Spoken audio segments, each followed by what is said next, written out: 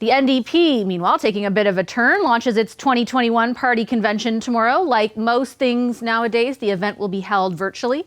It marks Jagmeet Singh's second convention as party leader. And based on the CBC's poll tracker, the party has some work to do as they prepare for the next election. The NDP is currently polling in third place, 11 points behind the Conservatives and more than 17 points behind the Liberals. This puts the party's seat projection at 26 seats, an improvement of just 2 over their current seat count. And the Bloc is still projected to land more seats. What does the party need to do to turn around its fortunes? Let's ask Jagmeet Singh. He's the leader of the NDP. He's with us now from Ottawa, I think at the convention site itself. Hi, Mr. Singh. Good to see you. Thanks for making the time. Of course, my pleasure. And yes, we're at the convention site. Okay, I want to ask you about this convention, in particular how you might utilize it to differentiate yourself and your party from the Liberals. The Liberals are holding a convention, I should tell our viewers, at the same time. We laid out some of the challenges ahead of you, and I know polls aren't everything, but when it does come to capturing the electorate, how do the Liberals have been able to etch away at your constituencies for a couple of elections now? How are you going to prevent them from doing that in the next one? Well, we want to show Canadians that we fought for Canadians when there were times were difficult and people needed help. The Liberals wanted to do the minimum. They started off with a 10% wage subsidy. We fought and won and secured a 75%. When people needed help to put food on the table and pay their bills, the Liberals started off with $1,000. We doubled that to $2,000 support. So when people needed help, we were there for them, whether it's paid sick leave or directly helping students. The Liberals did not have this on their agenda.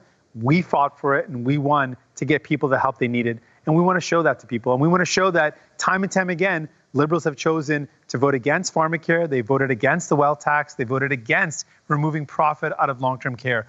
All of these things speak directly to what people are worried about, their loved ones getting the health care they need, making sure people are put before profits, and making sure the ultra-rich are paying their fair share.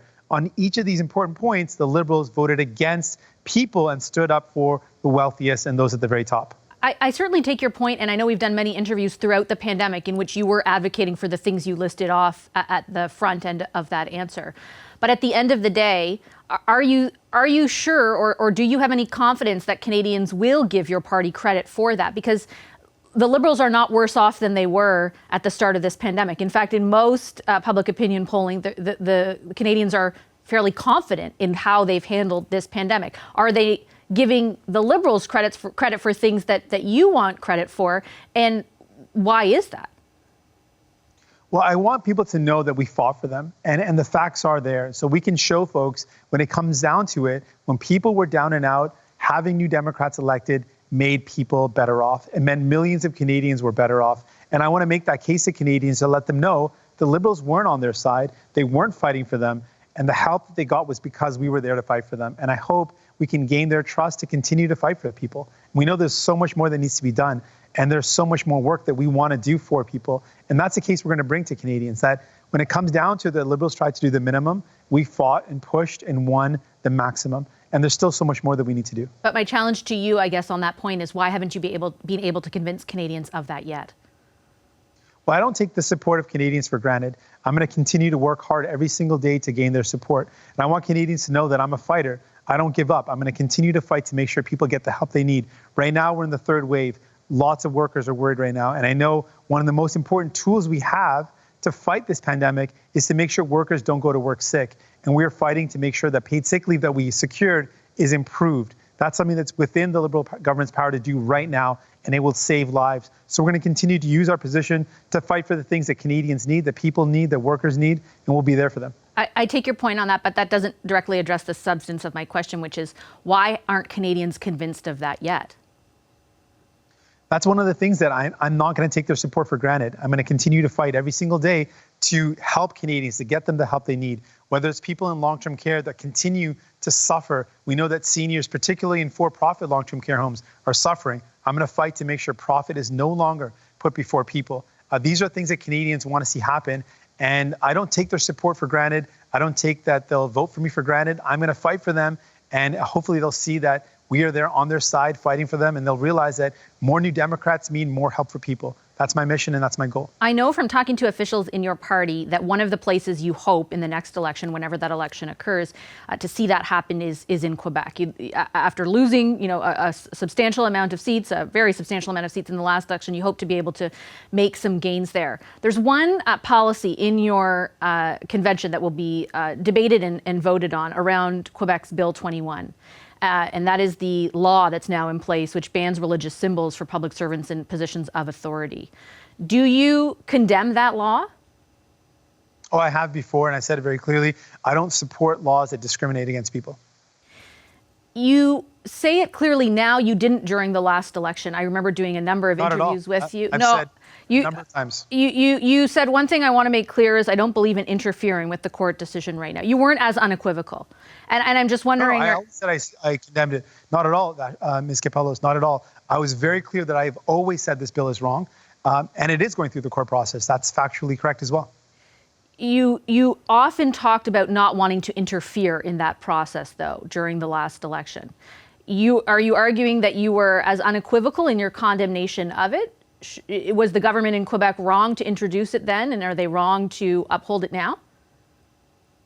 Of course. Why is that? It's discriminatory. It's a bill that discriminates people. It's wrong. It tells people that they can't do what they want to do because of the way they look. It's clearly wrong. Is it racist? It's clearly wrong, and it clearly discriminates against people, and specifically discriminates against women. And so I think there's a strong argument to make that it is disproportionately going to affect women, and that's really troubling to me.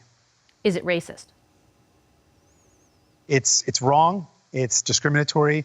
It's based on people's religious beliefs and the way they look. So in that sense, it's discriminatory, it's wrong, and it's disproportionately going to impact women. So that's three different labels you can apply to it. What about that does not make it racist, though? And I'm asking you the question, and I just want to contextualize it. I'm not trying to berate the point. I'm contextualizing it because of the debate that's happening in Quebec around, for example, even the use of the term systemic racism, something the premier there refuses to do. Are you refusing to use that label because you don't think it's racist, or because you're worried about using it and the backlash that Quebecers might have for utilizing the term? No, I think that's an important point. Let's talk about systemic racism. Systemic racism is that in Quebec, Indigenous people, we saw Joyce Saskatchewan not receive adequate health care. That's systemic racism. Systemic racism is across Canada that Indigenous people aren't getting access to clean drinking water. Systemic racism is clearly being seen when it comes to the disproportionate impact of policing on racialized people, Black people, brown people, Indigenous people. Bill 21 is clearly discriminatory. It's discriminatory based on religion, based on expression of belief, and it's going to disproportionately impact women. So I'm just defining it the way it is. But what about that? I'm honestly asking, what about that is not about systemic racism, right? You're creating a system for people in positions of authority. Because this is systemically discriminating people against their religion.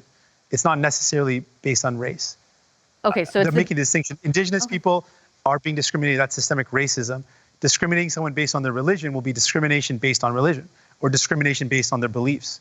Discriminating someone based on being a woman is not obviously systemic racism. It's discrimination based on someone's gender. So there are different forms of discrimination that exist in Canada, and there's many different forms of it.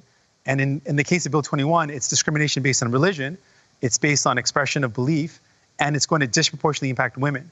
So that's specifically what it's doing. When Indigenous people, racialized people, and Black people are being targeted by police or being incarcerated, that's systemic racism. And you pointed to, for example, the example of Joyce Saskatchewan. Do you feel that systemic racism exists in Quebec as a result of, for example, a case like that? And is the premier there wrong not to call it what it is? Well, certainly there's no way that anyone can deny that there's systemic racism across Canada. It's not something that's singular to one province, but absolutely it exists in throughout Canada, including Quebec, Ontario. We've seen examples in Nunavut. We see examples in Atlantic Canada, in the prairies, in BC. So it certainly exists across Canada. There's no denying it. It is systemic in nature. And the way we deal with systemic problems is addressing the system. And when we don't call it systemic, the problem is people end up thinking it's about an individual. And it's not about a person. It's about a system that's designed purposely to create barriers for people based on who they are.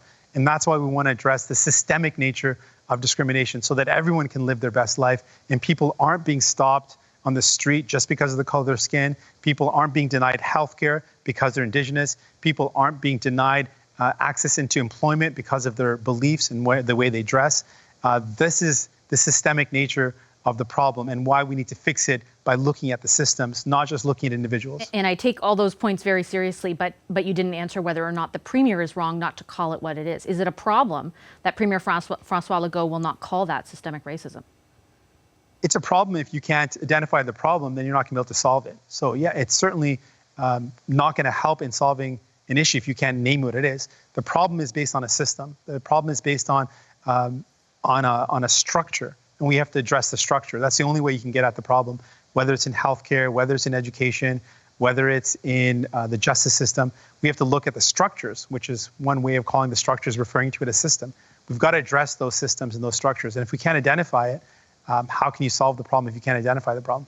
Okay, Mr. Singh, I'm out of time. I'll leave it there. I appreciate your time as always. We'll have full coverage of the NDP's convention this weekend, on CBC News Network. Thanks very much. Thank you. Hi, I'm Vashi Capellos, host of Power in Politics. See more of our show by subscribing to the CBC News channel or click the link for another video.